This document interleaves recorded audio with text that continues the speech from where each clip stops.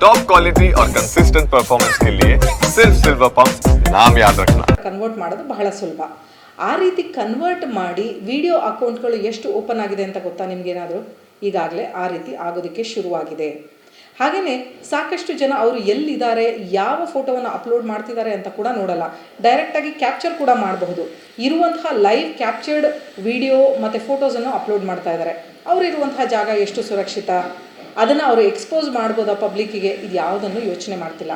ಮತ್ತು ಮಕ್ಕಳಿಗೆ ಆಟ ಆಗಿರೋದ್ರಿಂದ ಮಕ್ಕಳೇನು ಮಾಡ್ತಾ ಇದ್ದಾರೆ, ತಮ್ಮ ತಂದೆ ತಾಯಂದ್ರ ಫೋಟೋಗಳು ಹಾಗೆಯೇ ಅವರ ಫೋನ್ನಲ್ಲಿರುವಂತಹ ಫೋಟೋಗಳು ಅದು ಎಷ್ಟು ಸೆನ್ಸಿಟಿವ್ ಅಂತಲೂ ಯೋಚನೆ ಮಾಡ್ದಲೇ ಅಪ್ಲೋಡ್ ಮಾಡಿ ಆಟಕ್ಕೆ ಅದನ್ನು ಡೌನ್ಲೋಡ್ ಮಾಡ್ತಾ ಇದ್ದಾರೆ.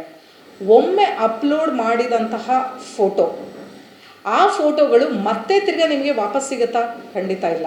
ನೀವು ಡೌನ್ಲೋಡ್ ಮಾಡ್ಕೊಳ್ತೀರಾ ಆರ್ಟ್ ಮೂಲಕವಾಗಿ ಹೊರತು, ಆದರೆ ಯಾವುದೇ ಆ ಅಪ್ಲೋಡ್ ಮಾಡಿದ ಫೋಟೋ ಡಿಲೀಟ್ ಆಗಲ್ಲ, ಹಾಗೆ ಎಲ್ಲಿ ಸ್ಟೋರ್ ಆಗ್ತಾ ಇದೆ ಅಂತಲೂ ಕೂಡ ಗೊತ್ತಿಲ್ಲ ನಮಗೆ. ಸೊ ಈ ರೀತಿ ಪ್ರಶ್ನೆ ಇರುವಾಗ ನಾವೆಲ್ಲ ಯೋಚನೆ ಮಾಡಬೇಕಾಗಿರೋದು, ಹಿಂದೆ ಮುಂದೆ ನೋಡದೆ ನಾವು ಯಾಕೆ ಈ ರೀತಿಯಾದ ಫೋಟೋಗಳನ್ನು ಅಪ್ಲೋಡ್ ಮಾಡ್ತಾ ಇದ್ದೀವಿ, ಈ ರೀತಿ ಫೋಟೋಗಳನ್ನು ಅಪ್ಲೋಡ್ ಮಾಡಿಸ್ಕೊಂಡು ಆರ್ಟಾಗಿ ಕನ್ವರ್ಟ್ ಮಾಡಿ ಫ್ರೀಯಾಗಿ ಯಾಕೆ ನಿಮಗೆ ಕೊಡ್ತಾ ಇದ್ದಾರೆ, ಇದ್ರ ಹಿಂದಿನ ಅವರ ಉದ್ದೇಶ ಏನು?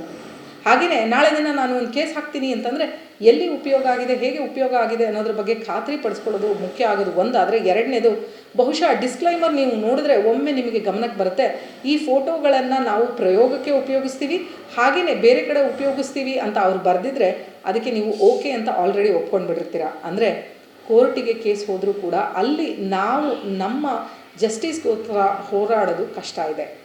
ಹಾಗಾಗಿ ಜನರೇ, ಇದು ಏನು ಅಂದರೆ ಬರೀ ಭಾರತಕ್ಕೆ ಮಾತ್ರ ಸೀಮಿತ ಅಲ್ಲ. ಈ ಫೋಟೋಗಳು ಎಲ್ಲಿ ಬೇಕಾದರೂ ಹರಿದಾಡ್ಬೋದು, ಎಲ್ಲ ಸರ್ವರ್ನಲ್ಲಿ ಬೇಕಾದರೂ ಇದನ್ನು ಅವರು ಸ್ಟೋರ್ ಮಾಡ್ಕೊಳ್ಬಹುದು.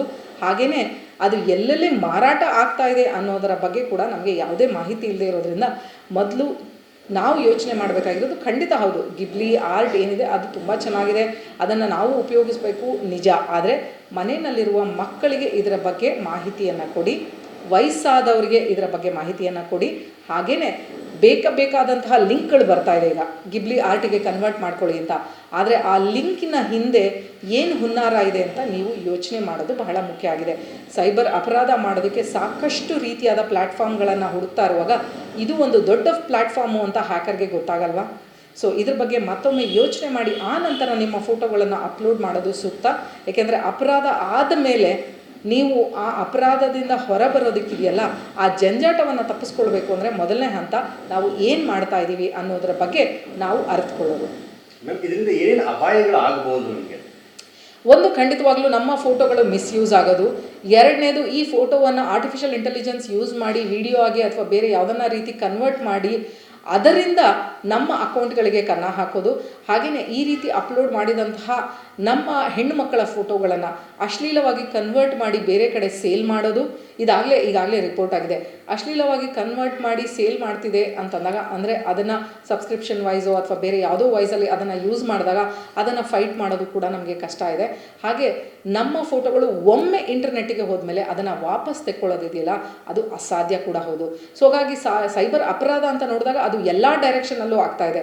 ಇದಕ್ಕೆ ಮೀರಿ ಆಗುತ್ತಾ ಅಂದರೆ ಖಂಡಿತವಾಗ್ಲೂ ಸಾಧ್ಯ ಇದೆ. ಏಕೆಂದರೆ ಒಂದು, ನಮ್ಮ ಫೋನಿಗೆ ನಮ್ಮ ಎಲ್ಲ ಅಕೌಂಟ್ಗಳು ಇನ್ಕ್ಲೂಡಿಂಗ್ ನಮ್ಮ ಬ್ಯಾಂಕ್ ಅಕೌಂಟ್ ಕನೆಕ್ಟ್ ಆಗಿದೆ. ಹಾಗೆಯೇ ನಮ್ಮ ದೈನಂದಿನ ದಿನಚರಿ ಏನಿದೆ ಅದು ಕೂಡ ನಮ್ಮ ಫೋನಿಗೆ ಕನೆಕ್ಟ್ ಆಗಿರೋದ್ರಿಂದ ಈ ಫೋಟೋಗಳು ಮುಂದಿನ ದಿನಗಳಲ್ಲಿ ಯಾವ ಸೈಬರ್ ಅಪರಾಧಕ್ಕೆ ಕನೆಕ್ಟ್ ಆಗುತ್ತೆ ಅಂತ ಊಹಿಸ್ಕೊಳ್ಳೋದು ಕೂಡ ಕಷ್ಟ ಆಗ್ತಾ ಇದೆ.